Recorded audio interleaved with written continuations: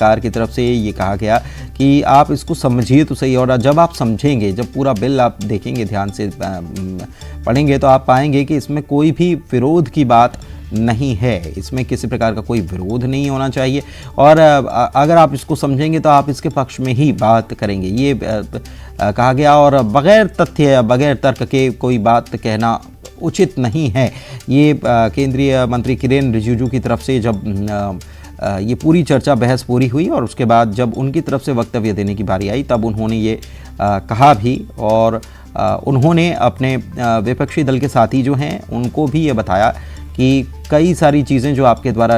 बताई गई हैं, जिन पर ध्यान आपने आकर्षित कराया है, उन बातों का उन्होंने जवाब भी दिया कि क्या क्या प्रक्रिया है, और कुछ कन्फ्यूज़न है तो हम उसको दूर करने का काम करेंगे, ये उन्होंने कहा भी, और उनके सवालों के जवाब भी उन्होंने दिए हैं। काफ़ी देर तक किरेन रिजिजू ने अपनी बात यहाँ पर सदन में रखी, और इस वक्त जो प्रक्रिया आप देख पा रहे हैं, पहले भी आपने देखा कि डिवीज़न जो हुआ या इलेक्ट्रॉनिक तरीके से जो डिवीज़न हुआ,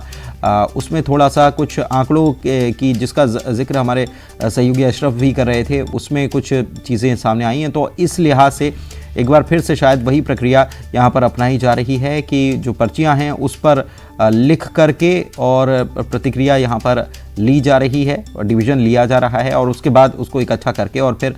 लोकसभा अध्यक्ष जो हैं उनके पास ले जाया जाएगा और कैलकुलेट करके बताया जाएगा कि क्या कुछ रहा है। लेकिन ओवैसी और गौरव गोगोई जिन्होंने जो कि संशोधन लेकर आए थे, के.सी. वेणुगोपाल संशोधन लेकर आए थे, सौगत रॉय संशोधन लेकर आए थे, उद्धव गुट संशोधन लेकर आया था वक्फ बिल पर, ये सारे संशोधन गिर गए हैं,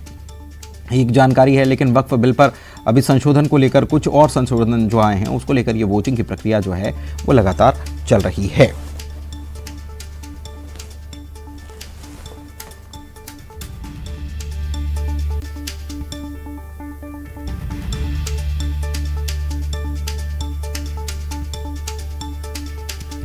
तो जब वक्फ संशोधन विधेयक जो बिल है लोकसभा में पेश किया जा रहा था, तो किरेन रिजिजू ने कहा कि सरकार मस्जिदों के प्रबंधन या फिर धार्मिक क्रियाकलापों में कोई हस्तक्षेप नहीं करने वाली है। इस बात को बिल्कुल समझ लेना चाहिए। उन्होंने बिल्कुल इसको लेकर साफ किया है, क्योंकि आरोप लगाए जा रहे थे और ये कहा जा रहा था कि ये ऐसा, इसके ज़रिए ये होने वाला है, तो उन्होंने बिल्कुल साफ कर दिया और कहा दिया कि सेंट्रल वक्फ बोर्ड में कम से कम उन्होंने भी इस बिल का समर्थन किया और साफ तौर पे कहा कि यह जो बिल है वह रिफॉर्म को लाने वाला बिल है। इसके साथ ही साथ अगर हम बात करें तो टीडीपी ने भी इस बिल का जो है वो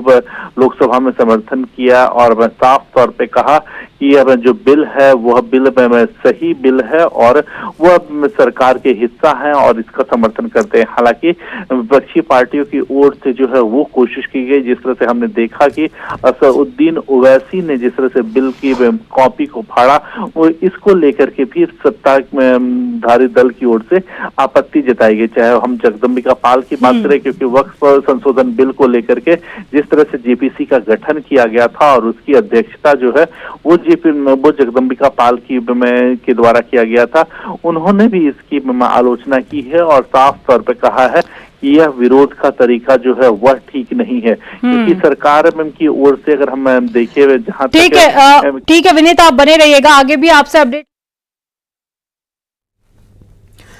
आपने सुना विनीत हमारे सहयोगी जो हैं वो जानकारी भी दे रहे थे और इसी बात को का जिक्र वो कर रहे थे कि जगदम्बिका पाल जब ओवैसी के बाद उनके बोलने के बाद जगदम्बिका पाल ने जब अपनी बात रखनी शुरू करी, क्योंकि ये जो कमेटी बनी हुई थी, जेपीसी जो बनी हुई थी,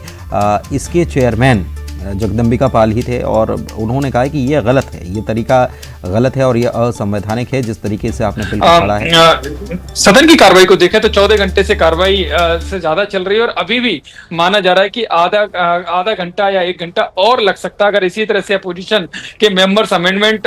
पर डिवीजन मांगते रहे तो ये देरी और बढ़ेगी, यानी कि कुछ देर और इंतजार करना पड़ेगा बिल को पास करने को लेकर लोकसभा से। बेशक कुछ देर का इंतजार यतेंद्र यहाँ पर। और तो यही देखिए आपने सुना कि अगर इसी तरीके से डिवीज़न मांगते रहे विपक्ष के लोग तो इसमें थोड़ा सा समय लग सकता है। अमेंडमेंट पर ये डिवीज़न मांगा जा रहा है, विपक्ष की तरफ से बार बार ये डिवीज़न मांगा जा रहा है अमेंडमेंट पर, तो अगर यही प्रक्रिया चलती रही तो इसमें समय लगेगा और समय लग सकता है। ये भी बात कही गई है कि और ज़्यादा वक्त इसमें लग सकता है, ये बात हालांकि कही गई, लेकिन अब कितना वक्त लगेगा क्योंकि अभी प्रक्रिया चल रही है और ये प्रक्रिया अगर